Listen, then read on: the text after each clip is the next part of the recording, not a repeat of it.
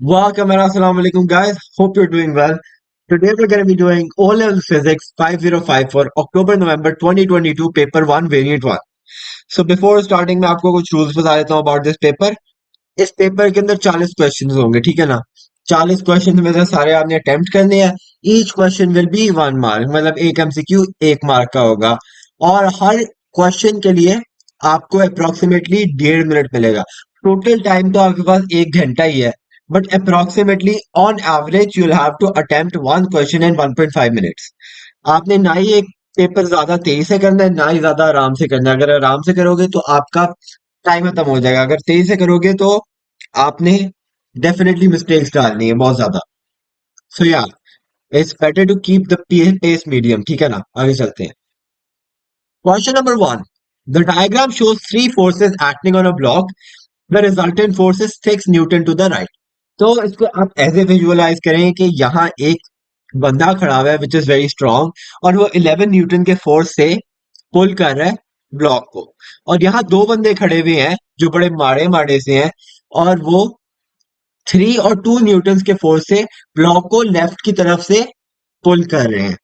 हमें कौन सा एडिशनल फोर्स ऐड करना पड़ेगा जो इस ब्लॉक को इस डायरेक्शन में लेके चला जाए with the force of 3 newton to the left.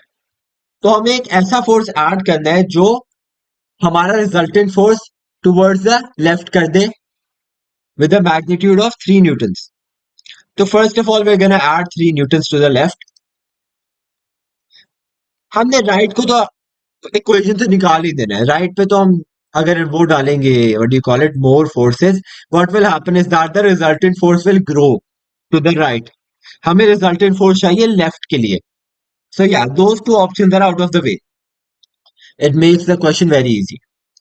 तो हमारे पास एक है 3 न्यूटन का फोर्स, दूसरा भी है हमारे पास 3 न्यूटन का फोर्स, और तीसरा है हमारे पास 2 न्यूटन। तो 3 + 2 + 3। Sorry sorry sorry. अच्छा, अब हमारे पास आ गया है लेफ्ट का टोटल फोर्स इज 8। लेफ्ट का टोटल फोर्स है हमारे पास 8, और राइट का टोटल फोर्स है हमारे पास 11। तो अभी भी हमारे पास आंसर जो आ रहा है वो in the favour of right ही आ रहा है। अभी भी राइट के पास रिजल्टेंट फोर्स जो है दैट इज 3। अब हम 9 ऐड करके देख लेते हैं। अगर हम इधर 9 ऐड करेंगे व्हाट विल हैपन। इसको हम एक्सटेंड कर देते हैं just for the sake of ये। अब हमने एक 9 का फोर्स ऐड कर दिया, 9 न्यूटन का। So what will happen then is कि हमारे पास जो टोटल फोर्स आएगा दैट विल बी 14, और 14 इस साइड पे होगा, 11 इस साइड पे होगा। तो 14 - 11 will be 3, which is creating a resultant force towards the left. So हमने 9 न्यूटन का फोर्स ऐड करना पड़ेगा to the left so that our resultant force is towards the left with a magnitude of 3 newton. आगे चलते हैं। Question number 2। Velocity is given by the change in displacement divided by the change in time. How many vector quantities appear in the statement? इस statement में हमें 3 quantities नजर आ रही हैं, velocity, displacement and time. उसमें से वेलोसिटी और displacement तो वेक्टर है, but time is not a vector, it is a scalar. Vector quantity होती क्या है? It is a quantity which has both a direction and a magnitude, ठीक है ना। वेलोसिटी और डिस्प्लेसमेंट के पास दोनों है, बट टाइम के पास कोई डायरेक्शन नहीं है, राइट। तो C will be our answer because we see two vectors. आगे चलते हैं। Question number 3. A car of mass 1000 kilograms is traveling down a steep hill. The brakes fail and the driver uses a horizontal sand-filled safety road to stop the car.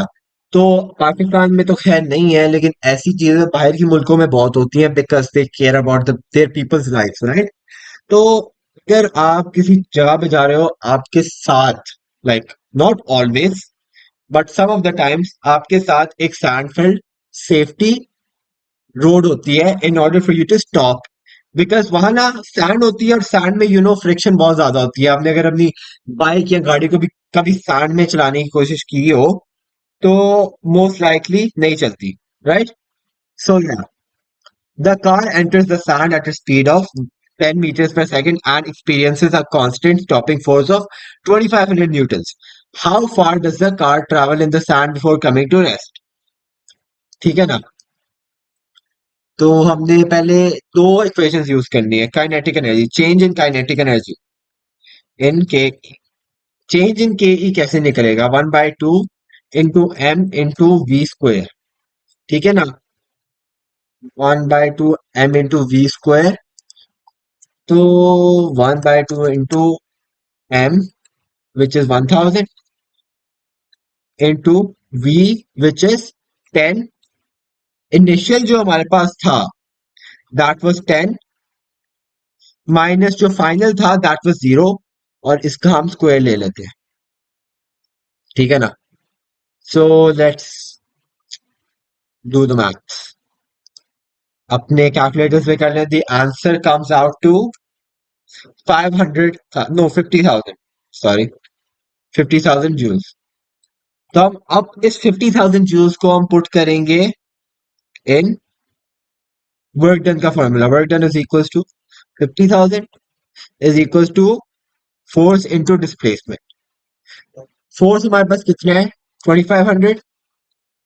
Displacement हमने निकालनी है, तो 50,000 divided by 2500 will be 20 meters, which is the displacement, and that is our answer, which is C. Question number 4. Which part of the distance time graph shows the fastest constant speed?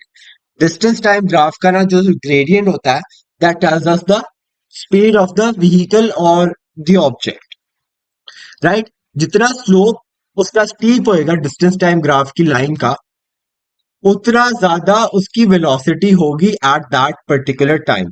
यहां आप देख रहे हैं slope थोड़ा सा steep है और यहां कुछ ज्यादा ही स्टीप है, तो मतलब सी पे ज्यादा वेलोसिटी होगी if we compare it to ए।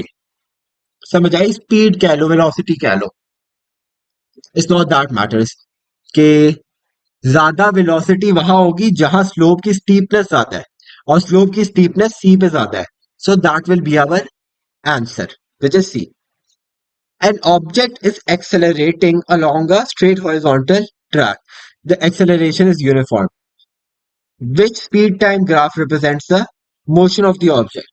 अच्छा, पहले आपको ये पता करना है कि acceleration uniform, what is acceleration uniform? Acceleration uniform तब होती है when the change in velocity after every time period is same. मैं अपनी स्टेटमेंट को एक्सप्लेन कर देता हूं अभी। जैसे फॉर एग्जांपल ये आपको मैंने एक यूनिफॉर्म वेलोसिटी वाले यूनिफॉर्म एक्सेलरेशन वाला ग्राफ दिखाया है। इसमें फर्स्ट सेकंड पे हमारी जो स्पीड है दैट इज 2। सेकंड सेकंड पे स्पीड इंक्रीज हो जाती है टू 4। थर्ड सेकंड पे स्पीड मजीद इंक्रीज हो जाती है टू 6। आपको अभी एक ट्रेंड नजर आ रहा होगा कि हर एक सेकंड के बाद स्पीड जो इंक्रीज होती है दैट इज 2 मीटर पर सेकंड, हर सेकंड के बाद चेंज हो रही है। That is what uniform acceleration is. तो यूनिफॉर्म एक्सेलरेशन की जो लाइन बनती है that is something like this, which is straight, बिल्कुल स्ट्रेट होती है। सो हमें यह सिर्फ ए में नजर आ रहा है, बी में हमें यूनिफॉर्म स्पीड नजर आ रही है, सी में हमें इंक्रीजिंग एक्सेलरेशन नजर आ रही है, क्योंकि हर पासिंग सेकंड के बाद जो स्पीड डिफरेंस होता है दैट इज इंक्रीजिंग। और डी में हमें क्या नजर आ रहा है? Decreasing acceleration. सो या question number 6।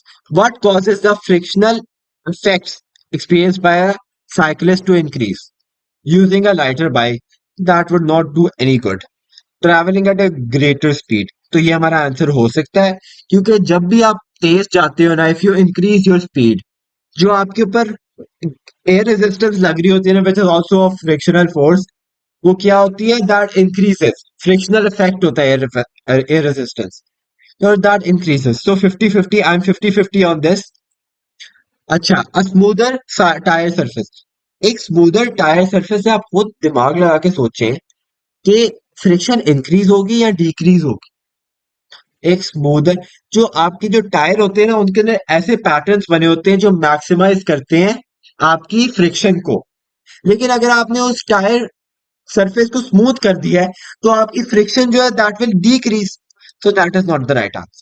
A road covered in oil, the oil will act as a lubricant between the road and the tire, or that is how friction reduces. So the best answer is B. Okay, question number 7.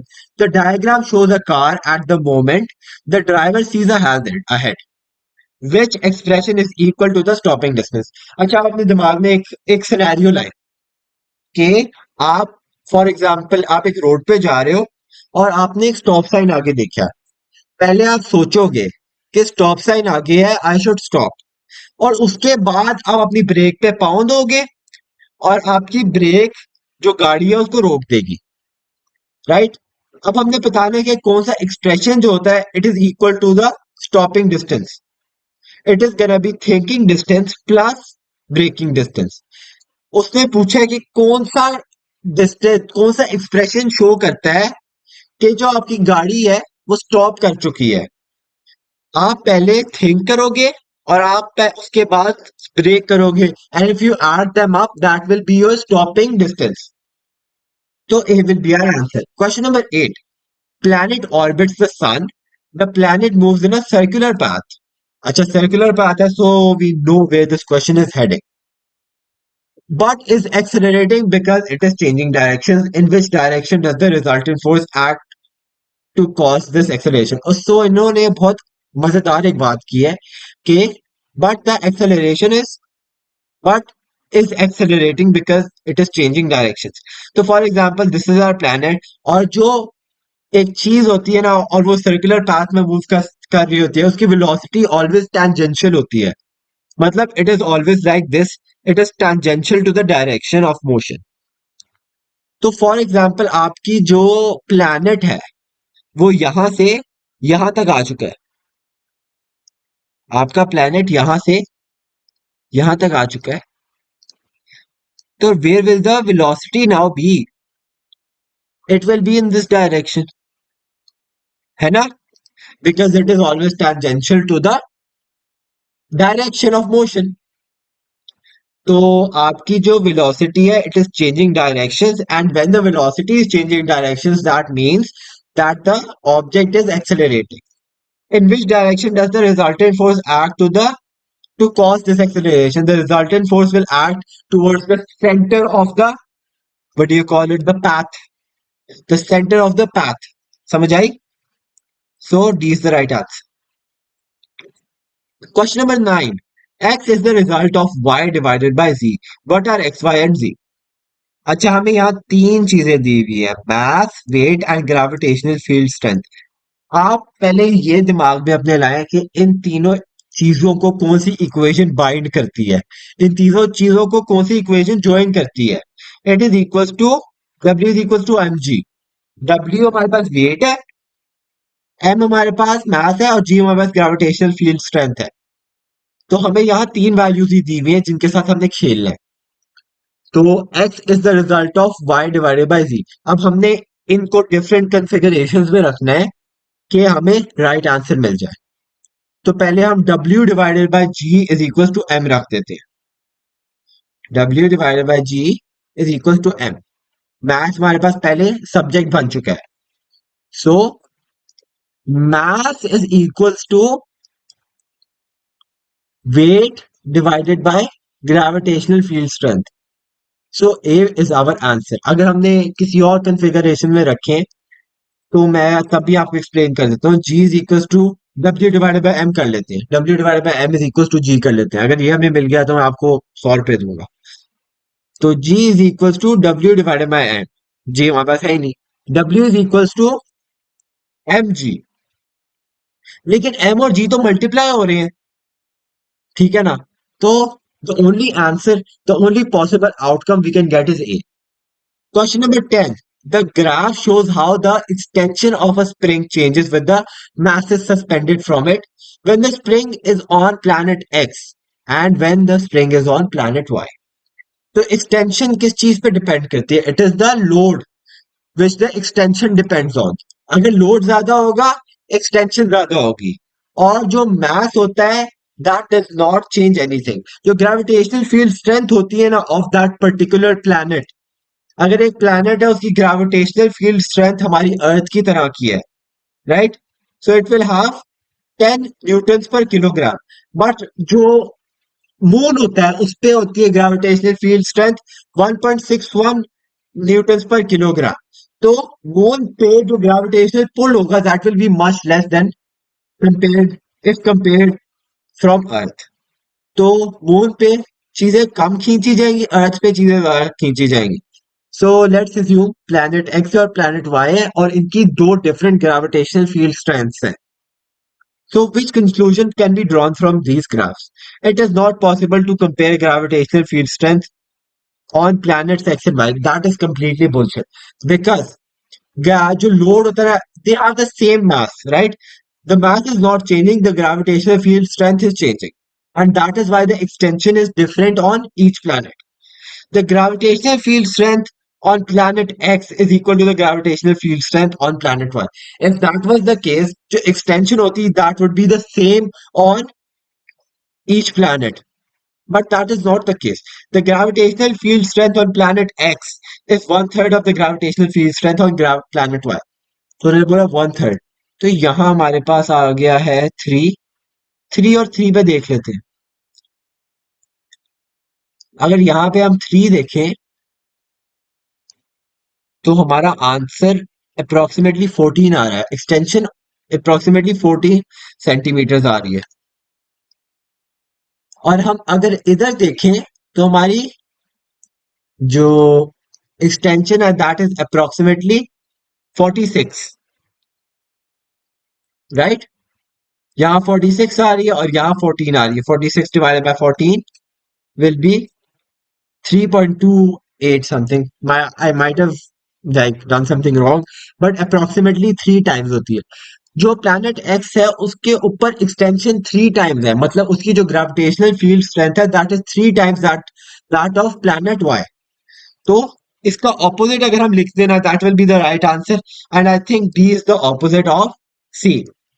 The gravitational field strength on planet X is 3 times the gravitational field strength of planet Y, which is the right answer. पहले 10 questions हो गए and I think अगले भी अभी कर लेते हैं. अगले आगे चलते हैं. Question number 11. A uniform beam is pivoted at its center. मतलब जो बीम है उसके डेड सेंटर में पिवट है, right? Two weights are placed on the beam in the position shown and the beam is balanced by an upward force. What is the size of F? First of all, we have to determine कि कौन से clockwise moments है और कौन सा anti-clockwise moments है. समझ आ गई? First of all, we only have one clockwise moment and it is gonna be in this direction. This is the only clockwise moment. ठीक है ना? And the rest of the two are anti-clockwise moment. Right? इसको मैं किसी और colour से बना देता हूँ. ठीक है ना? These are anti-clockwise.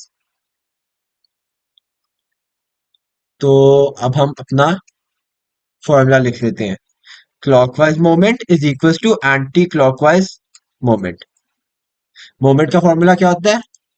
Moment is equal to force into perpendicular distance. Perpendicular distance और डिस्प्लेसमेंट व्हाटएवर. ठीक है ना? क्लॉकवाइज हमारे पास ए का आ गया है. 60 into 30 is equal to the clockwise moment. And anti clockwise moment हमारे पास दो है. फर्स्ट वाला हम लिख लेते हैं 30 इंटू 40 प्लस एफ इंटू 50. इसका पिवट से लेके फोर्स तक का डिस्टेंस जो है दैट इज 50. तो एफ इंटू 50 ये हमारे पास हो गया एंटी क्लॉकवाइज मोमेंट. अगर हम इसको सॉल्व करें इधर आ जाते हैं 1800 is equal to 1200 plus 50 F. समझ आ गई? 1200 यहाँ ऐड हो रहा है, वहां जाके माइनस हो जाएगा, तो will be left with 1800 minus 1200 which is 600. 50 वहां मल्टीप्लाई हो रहा है, नीचे आके डिवाइड हो जाएगा, राइट? तो 600 divided by 50 will be equal to 12. 12 is the answer. which is B in this case. Question number 12. Four objects of equal mass rest on a table. The center of mass of each object is labeled G.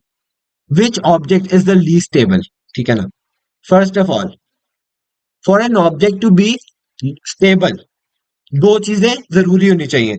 The center of mass should be low, and the second thing should be the surface area should be maximum. अब हमने देखना है कि कौन से वाले shape में ये दोनों ही क्वालिटीज नहीं है. राइट, कौन सी शेप में ये दोनों क्वालिटीज है ही नहीं. सबसे ज्यादा सेंटर ऑफ मास नीचे ऊपर किसका है? सबसे ऊपर सेंटर ऑफ मास किसका है? बी का. बी का सबसे ऊपर सेंटर ऑफ मास है. और सबसे छोटा सरफेस एरिया किसका है? बी का. तो B will be our answer for the least stable. Right, so that is our answer. Question 13. Each tire of a car has a area of 100 centimeters square in contact with ground. ठीक है ना? The car has a mass of 1600 kilograms. The weight of the car is equally distributed amongst the four tires. The gravitational field strength is 10 newtons per kilogram. What is the pressure exerted on the ground? अच्छा, पहली बात हमने pressure निकालने के लिए दो चीजें कौन सी चाहिए? Pressure is equals to force divided by area. First of all, sorry, force divided by area. First of all, let's calculate the area because that's the easy one. Area मतलब दोनों easy है, nothing hard. ठीक है ना? Area, जो total area हमारे पास होगा ना, एक गाड़ी में चार टायर होते हैं. राइट, और ईच टायर का सरफेस एरिया है वो 100 है. तो 100 into 4 will be our total surface area which is being covered by the tires. So 100 into 4 is 400 centimeter square is the total area. अब फोर्स का क्या होगा? फोर्स कैसे हम निकालेंगे? हमारे पास ग्रेविटेशनल फील्ड स्ट्रेंथ है और हमारे पास है मास. मास और ग्रेविटेशनल फील्ड स्ट्रेंथ से क्या निकलता है? Weight, and weight is a force. तो 1600 into 10 will be equal to 16,000. 16,000 Newton is the force. चलो जी, अब हम फॉर्मूला में डाल देते हैं दोनों वैल्यूज को. 16,000 divided by 400 will give us the answer which is 40 newtons per centimeter square, and that makes the answer C. अच्छा जी. Question number 14. The pressure P of some trapped air is varied. The mass and the temperature of the trapped air remains constant. Which graph shows the volume of the air varies with the pressure? So as we all know, pressure is inversely proportional. ये वाला हम sign use कर लेते हैं. Copy paste. proportional to inversely proportional to volume. समझ आ गई? तो मतलब इसका हमने एक ग्राफ निकालना है. जो प्रोपोर्शनल का सिंबल होता है ना, that is only to show the proportionality. Right, मतलब अगर एक चीज बढ़ेगी तो दूसरी चीज भी बढ़ेगी. मतलब अगर प्रेशर बढ़ेगा तो वन बाय वॉल्यूम बढ़ेगा, वन बाय वॉल्यूम बढ़ेगा तो प्रेशर बढ़ेगा. तो that seems like directly proportional between one by volume. We can also say this as pressure is directly proportional to one by volume. समझ आ गई? And when two values are directly proportional to each other, उनका graph कैसे बनता है? उनका graph बनता है ऐसे. समझ आ गई? So that is our answer. Question number 15. A constant force F pulls a block of weight W up the slope shown. How much work is done by F in pulling the block up the slope? तो उन्होंने हमसे एक expression मांगी है of the formula of work done. Work done का formula क्या होता है? Force into displacement. अगर आपने थोड़ी सी फिजिक्स पढ़ी है तो आपको एक दिमाग में चीज आएगी कि मोमेंट का भी सेम ही फॉर्मूला होता है. राइट, मोमेंट का भी सेम फॉर्मूला होता है, फोर्स इनटू डिस्प्लेसमेंट. लेकिन इनमें एक डिफरेंस होता है, it is the displacement which is different. हम ये डिस्प्लेसमेंट भी ले सकते हैं, हम ये वाली डिस्प्लेसमेंट भी ले सकते हैं, हम हॉरिजॉन्टल ले सकते हैं, हम वर्टिकल ले सकते हैं। हमने इनमें से कोई क्यों नहीं ली, हमने ये वाली क्यों ली है? दैट इज बिकॉज जो हम डिस्प्लेसमेंट लेंगे इन work done, it will be the displacement which is in the direction of force. समझ आई? मतलब अगर इस तरफ को फोर्स जा रहा है, इसी तरफ की डायरेक्शन लेंगे, ठीक है ना, इसी तरफ की डिस्प्लेसमेंट लेंगे। वाइल मोमेंट की जो डिस्प्लेसमेंट होती है दैट इज परपेंडिकुलर। तो अगर हम ये वैल्यूज पुट करें, work done is equal to force which is F into displacement, displacement हम लेंगे L, so that will be our expression which is B. Question number 16. X and Y are both 40 watt, 240 volt lamps. Lamp X is more efficient than lamp Y. Which statement correctly compares X with Y? तो statement A, X is more expensive to run. ये statement जो है हम determine नहीं कर सकते with the information given to us. जो इसकी वॉट्स है ना और इसकी जो वोल्टेज है that is the same, so we can assume कि it is getting the same electrical supply, so it is the same. तो basically this is wrong. So yeah आगे चलते हैं। B, X has a lower electrical resistance. Lower electrical resistance, जो electrical resistance है ना of the lamp, it is not been provided in the information, and जो values है इसकी that are the same, so yeah that just doesn't like add up. ठीक है ना? तो या आगे चलते हैं। C, X produces less light energy. ये नेसेसरीली ट्रू नहीं है। एक्स जो है ना that will produce more light energy because X is more efficient, right? More efficient, efficient. Therefore, it converts more electrical energy into light energy. ठीक है ना? That is what efficiency is, right? तो आगे चलते हैं। Last part. D. X produces less thermal energy. That is the right answer. Thermal energy is, मतलब mostly जो होती है थर्मल एनर्जी को हम वेस्ट एनर्जी के साथ रिलेट करते हैं बिकॉज जो वेस्टेड एनर्जी होती है ना वो रेडिएट हो जाती है। So yeah that is our answer which is D. D is our right answer. Question 17. The diagram shows the radiator heating the room in a heating the air in a room. What is the name of the process? The name of the process is cool air जा रही है, hot air आ रही है, फिर cool air यहाँ से जाएगी और हॉट एयर यहाँ से। चलो ठीक है, दैट इज कन्वेक्शन। कन्वेक्शन में क्या होता है? First of all we have to establish some facts. Cold air is more dense than hot air, ठीक है ना? Cold air is more dense than hot air, therefore जो कोल्ड एयर होगी ना that will sink, cold air नीचे चली जाएगी, और जो हॉट एयर है that will go up. So that is the main philosophy behind this question. तो आपको मैं एक मैकेनिज्म सिखा देता हूँ, एक सेकंड बस।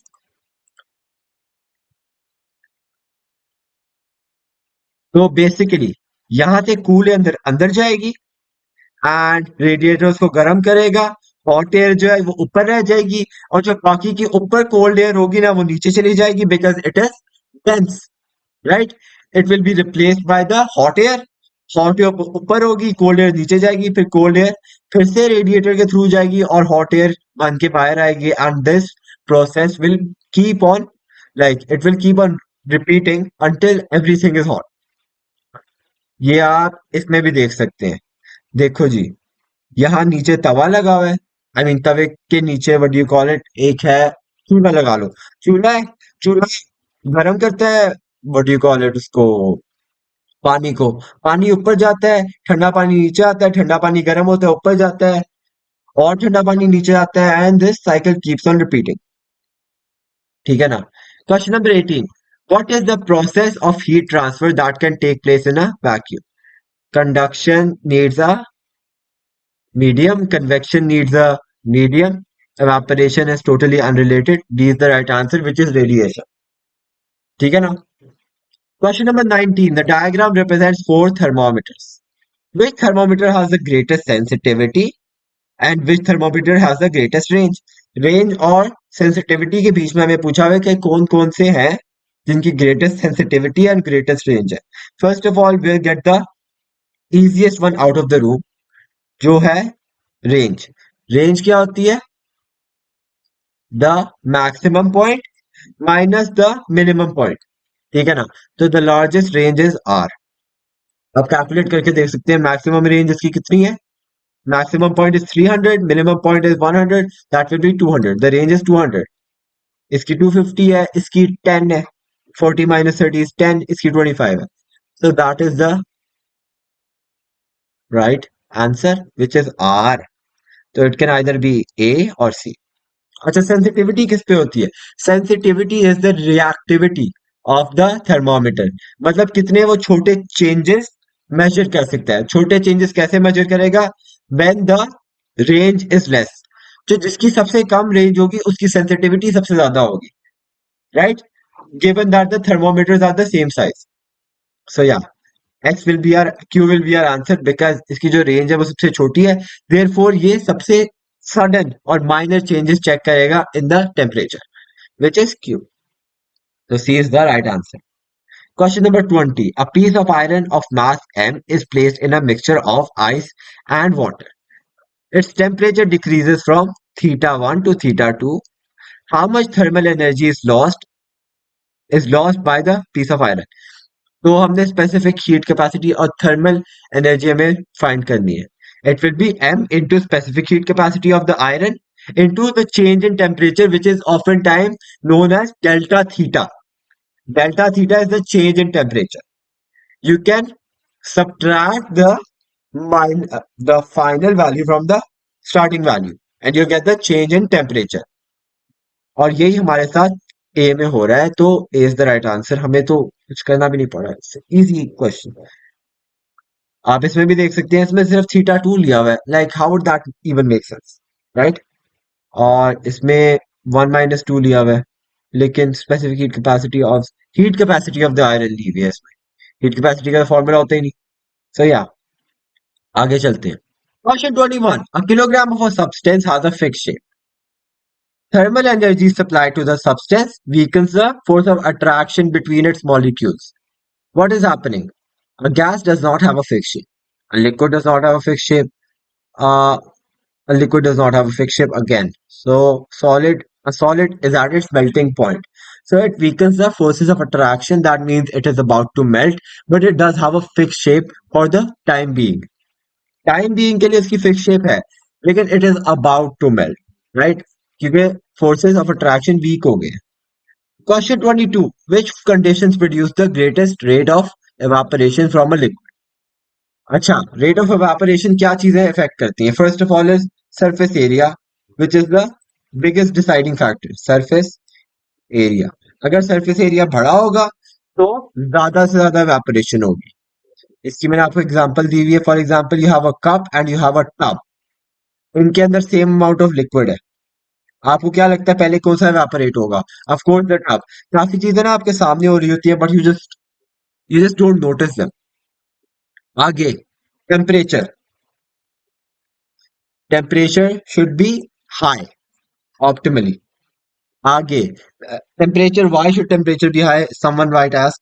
Because for the process of evaporation of course energy is required. Energy किधर से हम लेते हैं? एनर्जी हम लेते हैं सराउंडिंग से. जब सराउंडिंग से हमारे पास इनफ एनर्जी आ जाती है in the form of heat energy, the particles can escape the surface of water और एनी लिक्विड. अच्छा जी, एयर मूवमेंट आ गई. एयर मूवमेंट क्या करेगी? पुराने पार्टिकल्स जो हैं which are almost about to escape, उनको एक एक्स्ट्रा पुश देगी and it will make more like room for the new particles. और आगे हमारे पास humidity. Humidity should be as low as possible. समझ आ गई? तो let's check. High temperature. High temperature. Draught. What is draught? It is the cool winds which pass, right? tall or no dot or large surface area. So A is the right answer. Question 23. Which statement is correct? Both longitudinal waves and transverse waves can travel at the speed of light. That is not correct. Both longitudinal waves and transverse waves of similar wavelengths have similar frequencies. No. Both longitudinal waves and transverse waves can travel in vacuum. No. D. Both longitudinal waves and transverse waves can travel in water. Let's take sound waves as an example. Sound waves can travel in water, which is a longitudinal wave. Light can travel in water, which is a transverse wave. So therefore, both of them can travel in water. B is the right answer. Question 24. A mirror is placed in the path of a ray of light. Through which angle does the direction of the ray of light change? तो originally उसने इधर जाना था light ने, लेकिन mirror की वजह से इधर चली गई है और इसने ओरिजिनली इधर जाना था. What is the difference in between the original path and the reflected path? Reflected path और original path के बीच में जो difference होगा, that is the difference through which the angle does the direction of the ray of light change. ठीक है ना? So हम ये निकाल लेते हैं. Angle of incidence is equal to the angle of reflection. तो ये तो हमें पता चल गया. तो 40 ये है, angle of incidence 40 है, तो angle of reflection है, that will be 40 as well. How much will this whole angle be? इधर से इधर तक. That would be 180. So 180 minus 40, which is the angle of incidence, minus 40, which is the angle of reflection, that will be 100 degrees. So C will be our answer. Question 25. An oscilloscope is used to demonstrate a sound. Which feature of an oscilloscope is affected by the quality timbre of the sound? That will be amplitude, frequency, shape. So that is a pretty straightforward answer. Question for 26. Four plotting compasses are placed near a bar magnet. तो bar magnet के पास four plotting compasses are placed. Ignore any effects of the Earth's magnetic field. तो हमने सिर्फ bar magnet की magnetic field को account करना है, not the Earth's magnetic field. One compass appears to be like this. चार compass रखे हुए हैं और एक compass जो है that is pointing downwards. What is the possible position for this compass? So first of all we have to take note कि जो magnetic field होती है ना, that goes from north to south. समझ आई? It goes from north to south. तो और इसकी जो डायरेक्शन होगी of course that would be in this direction. तो आप खुद अपनी दिमाग लगा के यूज करें. अगर आपने ए पे प्लेस किया for example, the direction will be here of the pointer. अगर आपने बी में किया the direction will be here. अगर आपने सी में किया the direction would be here because it is going down at the moment, right. अगर आपने डी में किया the direction would be there. तो C looks to be our best option and C is our answer. Question 27. A plastic rod and a cloth are initially uncharged. The rod is then rubbed with the cloth and the cloth becomes positively charged. What is the sign of the charge on the plastic rod and why does it become charged? First of all, they are asking for the charge on the rod. तो उन्होंने initially हमें बोला है कि both of them are initially uncharged. What does uncharged means? Positive charge is equal to negative. ठीक है ना? तो मतलब यहाँ 1 2 3 4 5 6 7 पॉजिटिव है, तो यहाँ 1 2 3 4 5 6 7 नेगेटिव है. समझ आ गई? 1 2 3 4 पॉजिटिव है और यहाँ 4 नेगेटिव है. तो these are for the moment being they are negative, I mean they are what do you call it, uncharged. So अब हमने क्या करना है? अब हमने उन्होंने हमें बताया हुआ है कि the cloth becomes positively charged. Of course, जो protons है, they will not move. The protons will not move. अगर protons move नहीं करे and it has an excess proton number, what does that mean? That means the electrons are moving. The electrons are moving into the rod. Electrons rod में चले गए. What does it leave the charged cloth to be. It leaves the cloth to be positive. Cloth positive हो जाएगा और जो rod है that will be negative because the electrons have been transferred from the cloth to the rod. तो ये तुम्हें पता चल गया है कि the charge on the rod is negative. Reasons why the rod becomes charged. I have already told you that the electrons move from the cloth to the rod. क्योंकि protons cannot move is the right answer. Question 28. Which expression gives the electromotive force of a battery?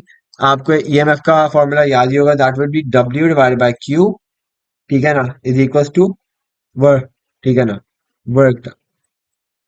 W divided by 2 is EMF. W हमारे पास क्या है? Work done divided by charge will be our answer, which is D. Question 29. A circuit contains two cells and two lamps. The cells are new and fully charged. In which arrangement of the cells and lamps do the cells discharge the most quickly? So first of all, in parallel, each lamp has its own branch. हर जो lamp है उसकी अपनी branch है. तो in parallel जो lamps होंगे that will be in parallel in order for the cells to discharge the most quickly. तो it's either A और सी. बी और डी तो चले गए, eliminated. Secondly, the second thing is that कि जो हमारी कन्फिगरेशन है और जब सीरीज में कनेक्टेड होंगे sir, their voltage is add up whenever cells are in series, their voltage adds up. ठीक है ना? तो और on the other hand, when the cells are in parallel, their voltage, what happens to their voltage? Remains the same. But उसकी जगह क्या होती है? Their capacities add up. Capacities add up. So ये आपको क्या लगता है कि कौन सा आंसर होगा? सीरीज में रखने चाहिए हमें सेल्स या पैरेलल में? पैरेलल में या सीरीज में? तो हमें रखने चाहिए इन, सॉरी ये क्या मैंने कर दिया, इट्स आइदर, ओ हाँ, sorry sorry, it's either A और सी. हमें सीरीज में सेल रखने चाहिए या पैरेलल में? हमें रखने चाहिए सेल्स सीरीज में so that they discharge quickly. अगर हम वोल्टेज रखेंगे, हम पैरेलल में रखेंगे, उनकी कैपेसिटीज एड अप हो जाएंगी. That means they will run for a longer amount of time. So या डी और डी तो पहले एलिमिनेट हो गया था, ए भी एलिमिनेट हो गया. 30. A lamp is connected in series with a battery and a variable resistor. The resistance of the variable resistor is decreased gradually. The resistance decrease हो रही है. What does that mean? Which statement is correct? The current in the lamp increases. Resistance and current are inversely proportional. मतलब अगर एक चीज कम होगी तो दूसरी चीज ज्यादा होगी. अगर आपकी resistance जो है that reduces, the current will increase. According to the formula, V is equals to IR, from which V divided by R is equals to I. तो समझ आ गई? If the resistance decreases, the current will increase. So yeah, those are the next 10 questions. आगे चलते. Question number 31. In the circuit shown, all the cells are identical and all the lamps are identical. The switches are closed. In which circuit are both lamps the brightest? So first of all, अगर आपको कोई भी ऐसा question नजर आए जिसमें value same है but the configuration is different, तो first of all you have to state the visible changes. आपको जो changes नजर आ रहे हैं. First of all, the changes are in the diodes. Diodes change हो रहे हैं, the direction of the diodes. Direction of diodes. And secondly, हमें दो नजर आ रहे हैं इन सीरीज और दो नजर आ रहे हैं इन पैरेलल. तो आइदर सीरीज है और parallel. First of all let's decide the direction of the diodes. जो डायरेक्शन होगी ना of the diodes, they should be in the direction of conventional current. So it's either B और D. And secondly, अगर आपको पता हो कि फॉर एग्जाम्पल लेट्स अस्यूम के 12 वोल्ट वोल्ट का सेल लगा हुआ है. यहां से 12 वोल्ट जाएगी और यहां 6 डिवाइड होंगे। इन सीरीज वोल्टेज जो होती है दैट डिवाइड्स, लिख देते हैं, इन सीरीज वोल्टेज डिवाइड्स। ठीक है ना। अगर सेम चीज हो रही है इन पैरेलल, तो पैरेलल में यहां भी 12 वोल्ट जाएंगे और यहां भी 12 वोल्ट जाएंगे। In parallel the voltage stage the same. समझ आ गई? The voltage will stay the same in parallel. तो मैक्सिमम वोल्टेज किसमें है? पैरेलल में है। और डायोड की डायरेक्शन किसमें? कन्वेंशनल करंट में है। Therefore D is the right answer. Question 32, why is a fuse used in an electrical appliance? तो जो फ्यूज का मेन पर्पस होता है ना, एक इलेक्ट्रिकल अप्लायंस में, ये यूज इसलिए होता है to protect the electrical environment, to protect the electrical appliance appliance. How does it protect the electrical appliance? जब भी ना ये ज्यादा access, whenever it detects excess current, the fuse breaks the connection. समझ आ गई? It breaks the circuit when there is an overload of current. What will this do? It will prevent damage and it will reduce the risk of an electrical hazard. It will not alter the power voltage or the ground appliances. So the main purpose of a fuse is to protect the electrical appliance. Question 33. Which statement about a transformer is correct? The changing magnetic field in the transformer induces an EMF in the secondary coil. This might be true. ठीक है ना? आगे देख लेते हैं। B. The core of the transformer is made of iron because the iron is a good electrical conductor. Iron being a good electrical conductor has nothing to do with the transformer. जो main reason है for iron, the soft iron being used in a transformer is because iron जो है it is a good magnetic material. That is why it is used in a transformer, not because it is a good electrical conductor. अच्छा, C. The transformer converts AC to DC. The statement is incorrect. जो transformer होता है it is designed to work with AC. It does not convert AC to DC. और D देख लें तो transformer converts DC to AC. फिर again जो transformer होता है it is designed to run AC, not to convert DC into AC. So the only right option seems like A. जो transformer होता है ना, ये ऑपरेट किस पे होता है? इलेक्ट्रोमैग्नेटिक इंडक्शन पे। And where a change in magnetic field in the primary coil induces a electromotive force in the secondary coil. तो A is the right answer. Question 34, sorry, the diagram shows the output from a AC generator displayed on an oscilloscope screen. The generator is turned at a slower rate. ठीक है ना, slower rate हो गया। The settings on the oscilloscope's controls are not changed. Which diagram shows the new output? तो यहाँ क्या हो रहा है? First of all, the slower rotation means a change in magnetic influx. Therefore, a lower amplitude. The amplitude will decrease. मतलब जो amplitude आपका, यहाँ एक लाइन बनाया, अगर जो आपका amplitude इतना था, the amplitude will lower down और amplitude कम हो जाएगा. So it's either C or it's either B.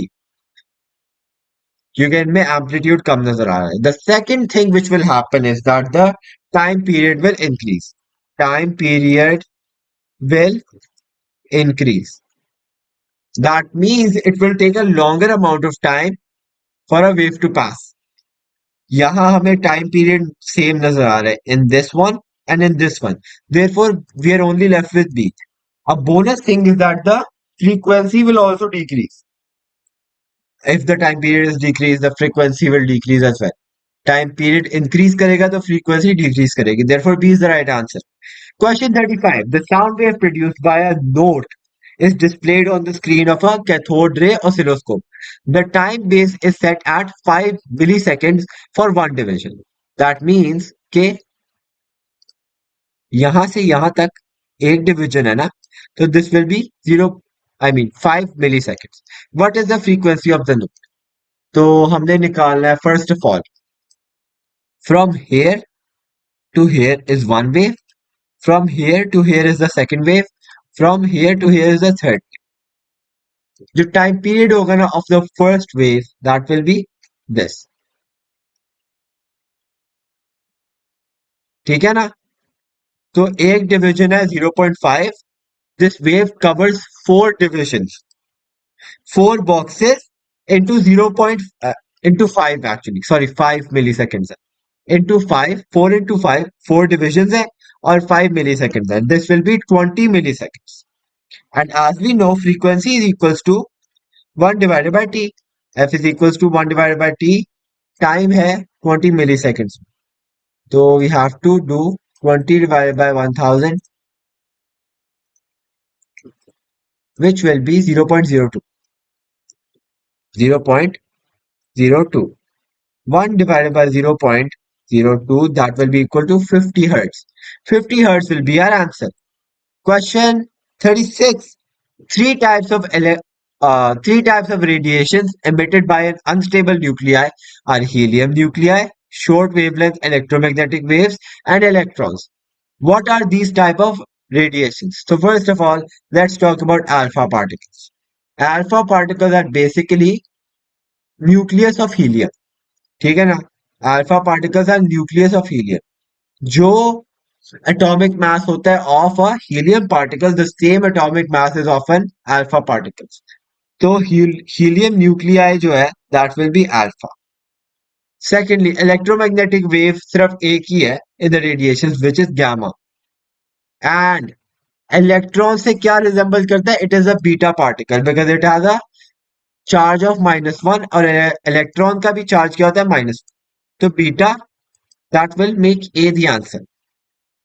Question 37. A beam of electrons is fired into a uniform magnetic field as shown. The direction of the magnetic field is into the page. Which path do the electrons follow? तो first of all आपने अपना left hand निकालना है. Left hand से क्या करना है? आपने अपना थंब निकालना है to make a what do you call it, a thumbs up. Secondly आपने एक गन बना लेनी है अपने हाथ से and your index finger should be perpendicular to your thumb. And अपने इंडेक्स फिंगर के परपेंडिकुलर आपने अपनी मिडिल फिंगर निकाल लेनी है. Right. So the middle finger should be perpendicular to the index finger. और ये तीनों फिंगर्स जो होती हैं दे रिप्रेजेंट डिफरेंट थिंग्स. जैसे कि जो आपकी थंब है that will represent a force experienced by the wire. The magnetic field will be represented by the index finger and the current in the wire will be represented by the middle finger.